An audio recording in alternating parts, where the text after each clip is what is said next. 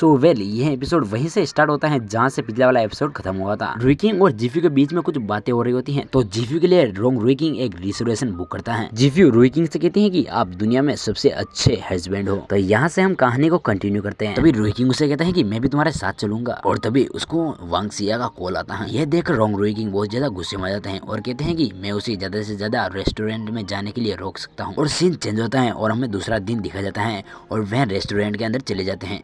तभी वहाँ पर एक वेटर आता है और वह कहता है कि वेलकम। तभी जीफ्यू उसे कहते हैं कि हेलो वांगसिया, और फिर रोंग रुईकिंग कहता है कि मैंने तुम्हें यहाँ पर आने के लिए मना किया था। और यह सुनकर वांगसिया कहता है कि ये क्या बात हुई, यह मेरा रेस्टोरेंट है, मैं यहाँ पर क्यों नहीं हो सकता। और तभी जीफ्यू कहती है कि आई एम सो सॉरी, मेरे पति थोड़े मैच्योर हैं, प्लीज उन्हें माफ करें। तभी वांगसिया कहता है कि मुझे पता है अभी रुईकिंग को जेलस महसूस हो रहा है। और रुईकिंग यह सुनकर बिल्कुल ही चुप हो जाता है। और फिर रुईकिंग मुझसे कहता है कि क्या तुम अभी भी यहाँ पर बिजनेस कर रहे हो। तभी वांगसिया कहता है कि हाँ अंदर आओ। और फिर वह दोनों अंदर आकर बैठ जाते हैं। तभी वांगसिया उनके लिए रेस्टोरेंट का मेन्यू लेकर आता है और पूछता है कि आप आज क्या पीना पसंद करेंगे। और फिर जीफ्यू उसे बताती हैं कि मुझे एक मिक्स एप्पल का सिरका चाहिए। और फिर वांगसिया उसे कहता है कि हमारे पास ये है, और बताइए आपको और क्या चाहिए। और फिर रुईकिंग गुस्से में आ जाता है और कहता है कि बहुत हो गया, आपके पास बस यही है, और अपनी बकवास बंद करो, जो उन्होंने कहा वह लेकर आओ। और फिर वांगसिया कहता है कि ठीक है, प्लीज थोड़ी देर वेट करें, मैं उस चीज को तैयार करके लेके आता हूँ। और रोंग रुईकिंग वहाँ से उड़ जाते हैं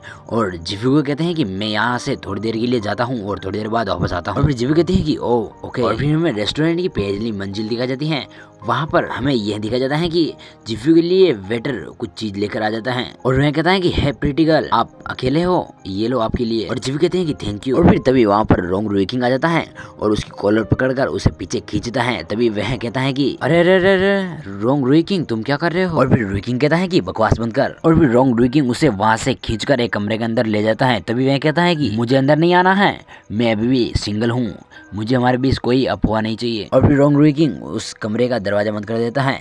तभी वेटर कहता है कि आई एम सॉरी, लेकिन मुझे आप में कोई इंटरेस्ट नहीं है। यह सुनकर रोंग रुईकिंग उसे कहता है कि इट्स गुड। और फिर वेटर वांगसिया कहता है कि फिर तुमने मुझे यहाँ पर क्यों घसीट कर लेकर आए, मैंने तो सिर्फ उसे एक बार देखा था, क्या आप उस डक से नाखुश हैं। और फिर रोंग रुईकिंग उससे पूछता है कि क्या तुम जानते हो कि ली यान कहाँ है। और फिर वांगसिया उसे कहता है कि क्या तुम जानते हो कि वह ली यान नहीं है। और वह कहता है कि आपकी कैपेबिलिटी के साथ आपको पहले दिन से ही पता होना चाहिए, लेकिन आप जिस तरीके से उसकी देखभाल कर रहे हैं, मुझे लगता है कि तुम उस लिटिल गर्ल से वास्तव में प्यार करते हो। और फिर रुईकिंग उससे कहता है कि नो। और वांगसिया कहता है कि स्टॉप, नाटक करना बंद करो, मुझे तो ऐसा लगता है कि जब से आप अंदर आए हैं आपको जेलसी फील हो रही है, और मुझे यह लगता है कि आप उसको लाइक करते हैं। यदि ये चीज बाहर आपको होगी तो आप पर कौन विश्वास करेगा। और वह कहता है कि कुछ देर बातचीत करने के बाद मुझे लगता है कि यह वह लड़की नहीं है जिस पर आप इजीली कंट्रोल पा लोगे, और यह एक फ्लोटिंग काइट की तरह है, इसकी डोर आपके हाथ में नहीं है। वांगसिया कहता है कि अगर तुमने अपनी फीलिंग को स्वीकार नहीं किया, अभी आपको मौका मिल रहा है, आपको उसे लेना चाहिए, वरना बाद में मुझे मत कहना कि मैंने आपको याद नहीं दिलाया। और रोंग रुईकिंग कहता है कि यस, लेकिन उसकी डोरी मेरे हाथ में कभी नहीं रही, इसलिए शायद मुझे लगता है कि मेरी फीलिंग को स्वीकार करने के लिए एक राइट टाइम का इंतजार करना चाहिए। और फिर रोंग रुईकिंग वहाँ से जीफ्यू के पास वापस आ जाते हैं और जीफ्यू खाते हुए कहती हैं कि आप वापस आ गए, भले ही मैं खा चुकी हूँ, लेकिन मैं आपको आखिरी वाला नहीं देने वाली हूँ। और फिर रुईकिंग कहता है कि कोई बात नहीं।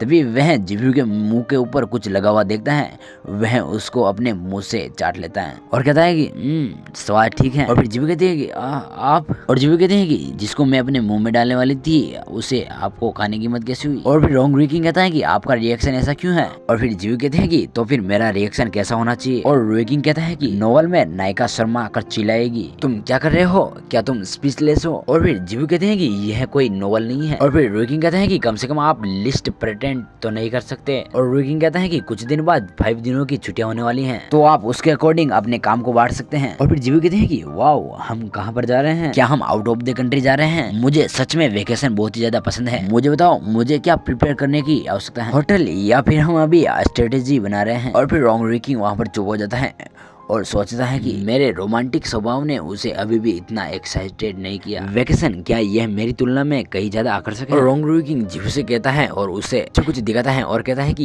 यह ट्रॉपिकल आइलैंड है, यहाँ पर मेरा एक विला है और उस विला का बटलर हमारे को घूमने के लिए गाइड कर सकता है, इसलिए किसी भी चीज की प्लानिंग करने की कोई जरूरत नहीं है। और फिर जीफ्यू कहते हैं कि सॉरी, मैं भूल गया था कि आप शैतानी रूप से बहुत ज्यादा धनवान हैं, तो फिर मुझे इतना जानने की आवश्यकता है कि हम यहाँ से प्रस्थान कब कर रहे हैं, है ना। लेकिन हम अचानक वेकेशन पर क्यों जा रहे हैं। और रुकी कहते हैं कि हनीमून पर मेरे पास कभी कोई अपॉर्चुनिटी नहीं थी, बट अभी कॉन्सिडेंटली मेरे पास समय है। और फिर जीवी कहते हैं कि या फिर आप मीडिया से डरे हुए हैं कि आपकी नई नई शादी हुई और आप बिजनेस के चक्कर में हनीमून नहीं जा पा रहे हैं। और फिर रुइकिंग कहता है कि मैं भी। और रुइकिंग सोचता है कि यह छुट्टी का माहौल है और एक को ढूंढना भी आसान हो जाएगा। और रुइकिंग कहता है कि मीडिया पूरे रास्ते में हमारा पीछा नहीं करेगी और आप अच्छे से आराम कर सकें और वहां पर अच्छे से आनंद उठा सकें। और फिर जीवी कहते हैं कि आपको मतलब है कि मैं जीवी बनकर वापस जा सकती हूँ। तो जाते हुए यह एपिसोड यहीं पर खत्म हो जाता है और मिलते हैं इसके नेक्स्ट एपिसोड में। तब तक चैनल पर न हो तो प्लीज चैनल को सब्सक्राइब कर लेना और बेल आइकन को ऑल पर सेलेक्ट कर लेना